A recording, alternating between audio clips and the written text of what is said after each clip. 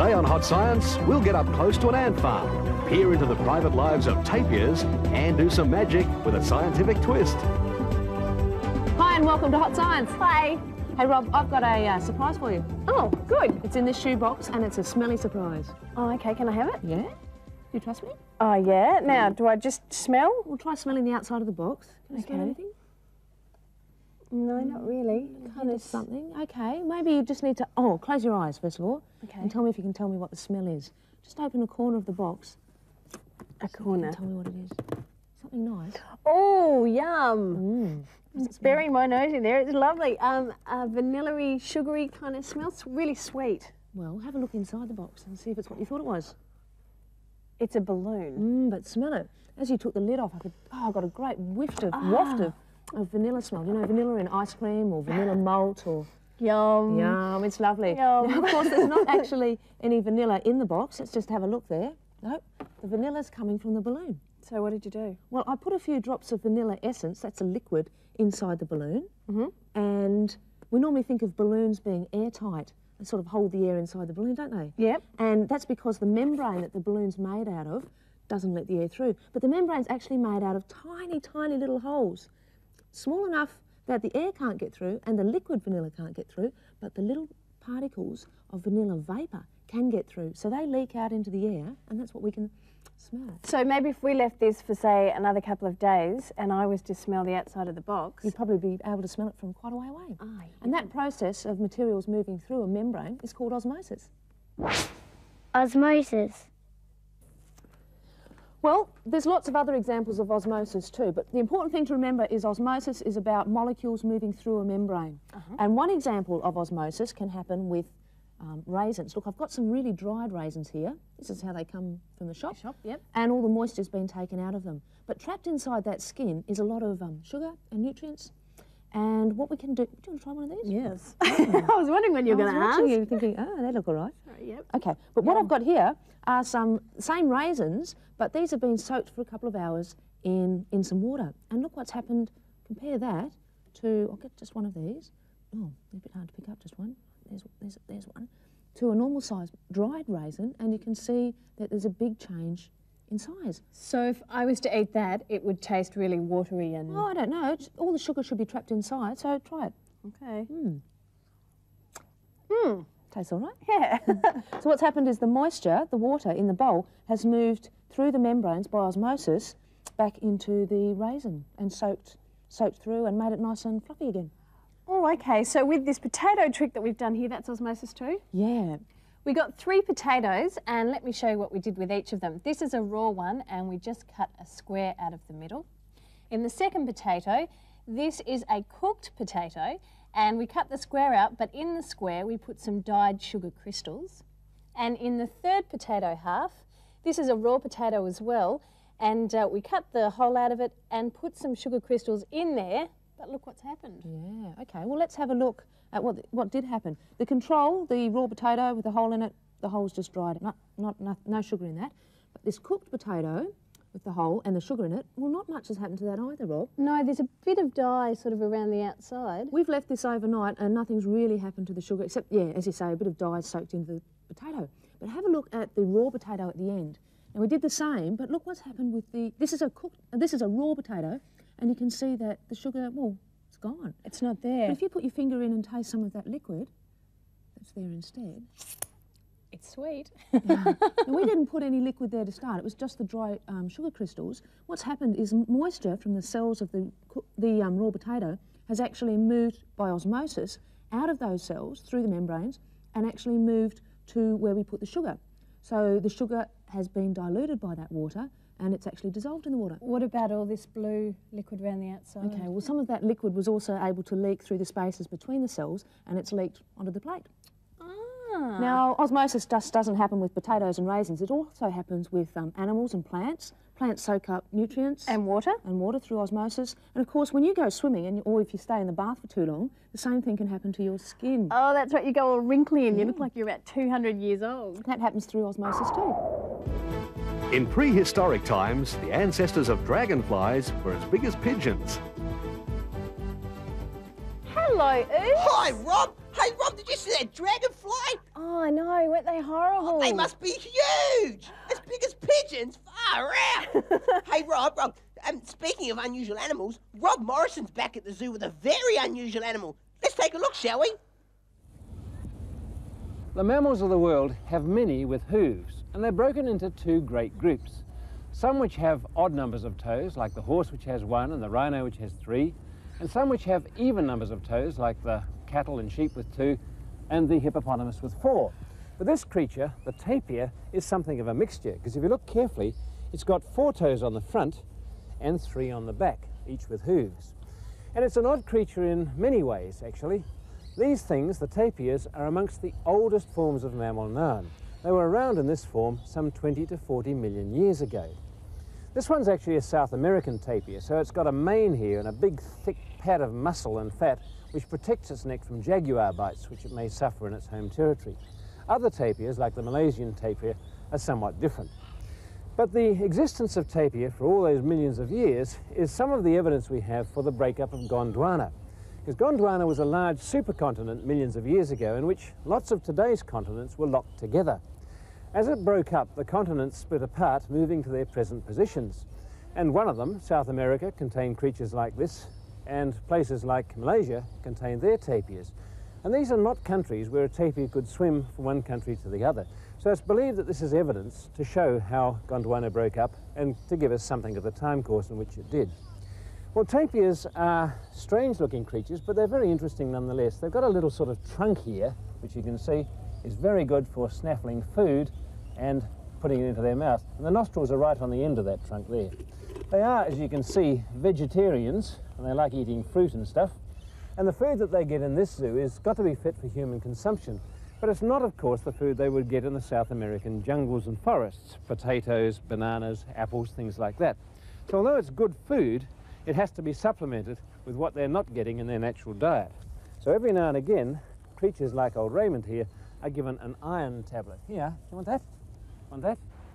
Well, even though tapirs have been around for such a long time, they're under threat today. This is an endangered species because they've been hunted for their meat, they've been hunted for their leather, but most of all, they're suffering because the only places in which they can live, the rainforest of South America, is steadily being cleared for grazing and for agriculture and for development.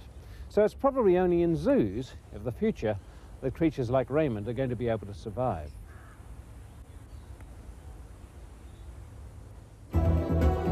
Next on Hot Science, we go farming. Ant farming, that is. Have you ever thought about ants? You probably stepped on a fair few, but they're actually really amazing insects. They've been around for more than 100 million years. And at the South Australian Museum, they've set up an ant farm to learn more about the ants. And to tell us about the farm, we have Chris with us. Hello, Chris. Now, how did you set up this farm? Well, we had a little difficulty at first because we had to work out the right moisture levels for the ants. And we solved this problem by putting a big block of porous stone at the back of the nest, of our artificial nest, putting that in water, so the water came up the back of the stone like a wick, and that's made the front, the actual nest, a gradient of water. So if it was too dry for the ants, they could move down into the wetter portions. If it was too wet, they could move themselves up. So they did it themselves, so they solved the problem. We just gave them the environment they could live in. Now, is the ant farm you set up like the way they live in their own communities? Well, very similar. We've got a queen, and we've got some larvae, we've got the eggs, and we've got the workers, which are the majority of ants you see. If I can tell you about the queen? Yeah, the queen ant's got a really important job in this ant world. She gets out early on and she gets mated. She gets mated once, and then she goes and digs a little hole in the ground, lays some eggs, and they turn into larvae, and then she's got to look after those half a dozen or so eggs until they grow up. So then her children, essentially, then take over the role of feeding the larvae in the colony and making it bigger. And all she does is sit down and lay eggs for the rest of her life. So one community of ants is in fact one family? Yes, they're all from one mother. Now what happens, say, if that queen were to die? How would they pick another one? Well, it's a bit of a catastrophe for the ant nest, but they have got ways of overcoming this. and they seem to pick, somehow we don't know, we haven't a clue how they do it, but they pick one very small larvae and they choose that one and they feed that a very high protein diet, a very rich diet, like the Queen Royal jelly. It's the same thing in the ants. And this one that they've picked turns into a new queen. Now she's got to go off and get mated and come back and continue the process. So are ants important, you know, in the scheme of things? Well, they sure are in Australia. There are more ants than anything else, apart from lizards, which seem to live on the ants. So presumably they're a very basic bit of the arid zone, desert food chain in Australia, extremely important. Well, Chris, thank you very much for coming in. Thank you, Robin. So the next time you see an ant, whatever you do, don't step on it. Inertia. I'm not really sure what inertia is, but judging by all this money down here, I think it must have something to do with money. Hi, Ooze, how are you doing? Oh, hi, Sue. Hey, Sue, has inertia got to do with money, has it? No, it's not. No, inertia has something to do with science, but you can do inertia tricks with money. Oh, That's what the wow. money's here for. You know what inertia is? Oh, sort of. Well, it's the property, the phenomenon. What happens when an object is still, and it'll stay still unless we apply a force to it. Okay. Yeah. Or an object will keep moving in a straight line if it's already moving, unless a force is applied to it, which might cause it to stop or slow down or turn or go faster. That's Right. inertia. It keeps things in the position they are, at the speed they are, unless a force is applied. And you might have seen this inertia trick, Ooze, where you put a coin on top of a piece of card and then pull the coin out of the way. Oh, pull the card out of the way. Hey, how come the coin just fell straight down when you pulled the card out? Sure did, because it was sitting on top of the card, like that. Yeah. It had inertia. I mean, Right. it's still, isn't it? Yeah. And it's being held up off the ground by the card. Yeah. And when I whip this card out of the way, the coin still has inertia. Okay, no force has been applied to make it move until gravity takes over and causes it to drop into the glass. So that's inertia. I've got another inertia experiment though, Ooze. Great. This time not using a coin, using an orange. So you set this up with a piece of cardboard, Yeah. a matchbox, Right. turn that around that way, and an orange.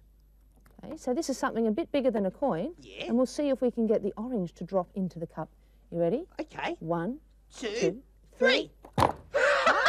So the inertia of the orange took over when I took the card away. Or Yeah. it was there, then gravity took over and dropped the orange into the cup. Wow. Well, you asked about the coins earlier Yeah, on. I did, I did. Okay, this is just about all my life savings.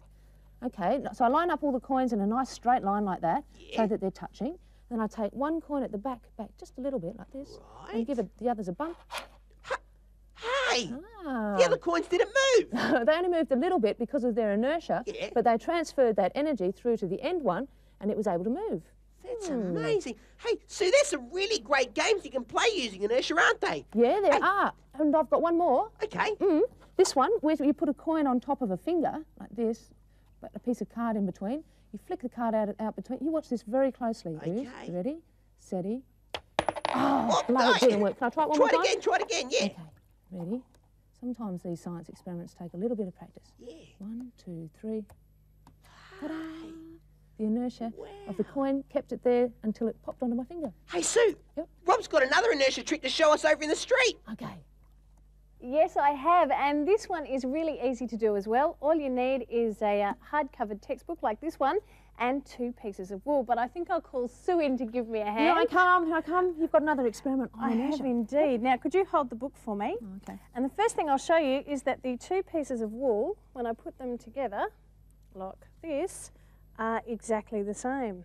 See that? They're the same length and even the same colour. Yeah, okay. Same piece of wool. Okay, so now what I do, and I've put some string around my book just so that I'm able to suspend it with the wool. I'll just knot one piece of wool at the top, and you can turn it over for me. Yep. Okay. And I'll knot another piece of wool at the bottom, or the top, as it now is. Now, Okay, now what I do is I'm just going to pull on these 2 pieces of wool, but before I do, Susie, which one do you think will break? well, you want me to let go too, don't you? Yeah, I do.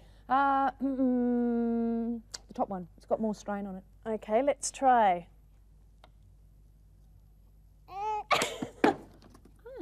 Oh, next time I'll know to catch the book. It did. So, It was the top one. yep, Okay. and I'll put another I was piece. right. Yes, you were, absolutely. But there's more to this little trick here. I'll just put another piece of wool on the top like this. Yep. I'm going to do almost the same thing, except this time I'm just going to pull a little bit differently. Which piece of wool do you think will break? I guess the top one again. You're doing the same thing really, except pulling a bit sharper, Okay, aren't you? yeah, I am. 1, 2, 3. Ah, I didn't need to catch it at all. Ta-da! Now, the bottom string broke. So, Neat trick. why did the top break first and the bottom break Well, next? when you applied the forces evenly, I guess the wool stretched, didn't it?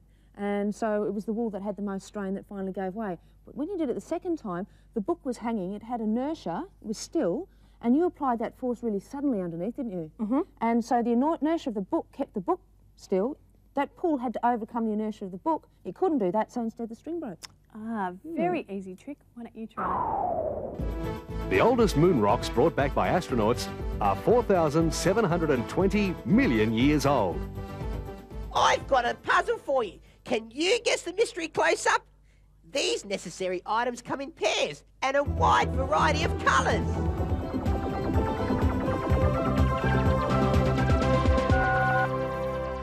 Could you guess what it was? Well, the answer is staring right at you. It's an eye, and this sensitive organ doesn't actually see objects, rather it sees the light reflected back from them. Hey, let's now use our eyes and watch this location story on vinegar. The word vinegar is derived from the French word meaning sour wine, and the origins of vinegar date back some 7,000 years to Babylonian times, when they used the product for the production of their foods and the preservation of their foods, and this has then developed to what we know vinegar today.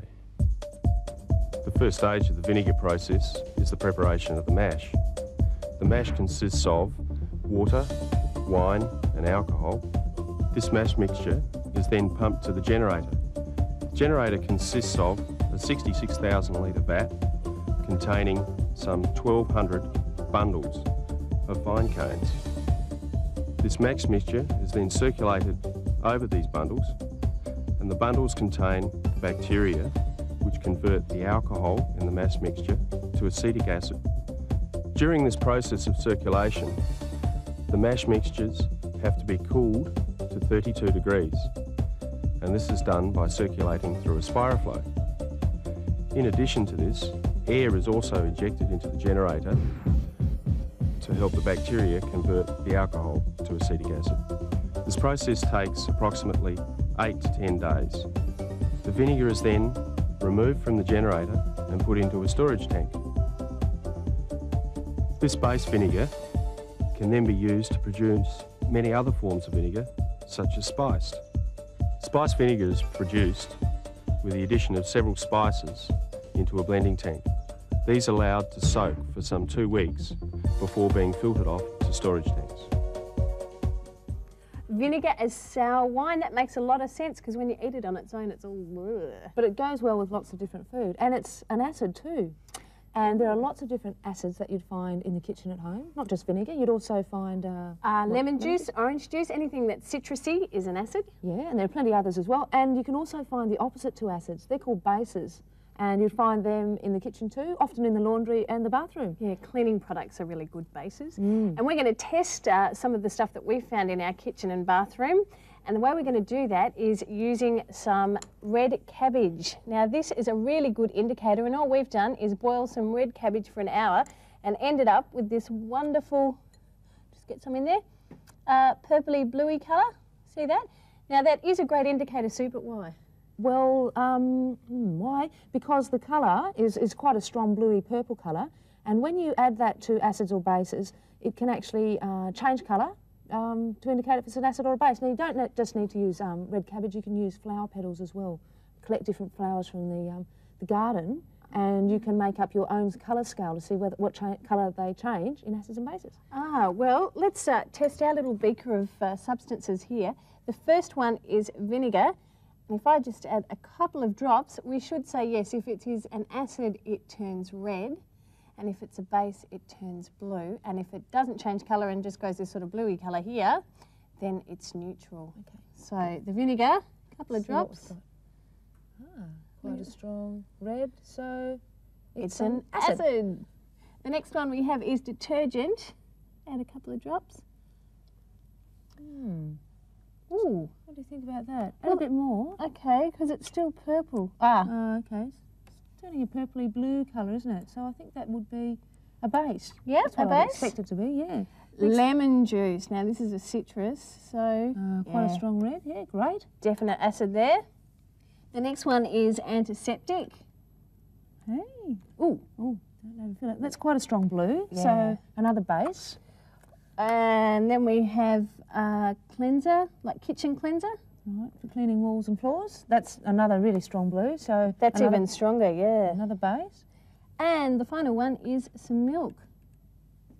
Oh, that's sort of Hang on, let's compare it. I'd say it's pretty neutral, maybe. compare it to the colour of the dye that we used. Yeah, Yeah. it's fairly neutral. So milk is slightly basic, but fairly neutral. So there are plenty of acids and bases that you can test around the home. Make sure if you do it, there's an adult to help supervise because sometimes they can be dangerous. It's quiz time. Hey, Ooze. Yeah? Now, what was the name of that really weird-looking animal that Rob Morrison saw at the zoo? Oh, that was a tapir. That's right, with that long nose. Yep. Kind of like an elephant, maybe. Sort of. Well, It was maybe. pretty odd. I'm going to have to go to the zoo and have a look because I've never seen one. But Rob, I've got a question for you. Can you give me 2 examples of acids you'd find in the kitchen? Vinegar and lemon juice. You remembered. Okay. Well, on today's show, we've done lots of really good experiments, the sorts of things that you can definitely do at home. And one of the simple ones we showed you was to do with inertia and the coin on top of a piece of card. So why don't you set up at home and try and do this one too? Ready, steady, go! 3. Ta-da! Isn't that great? Will you try that before we see you next episode on Hot Science? Goodbye. Bye.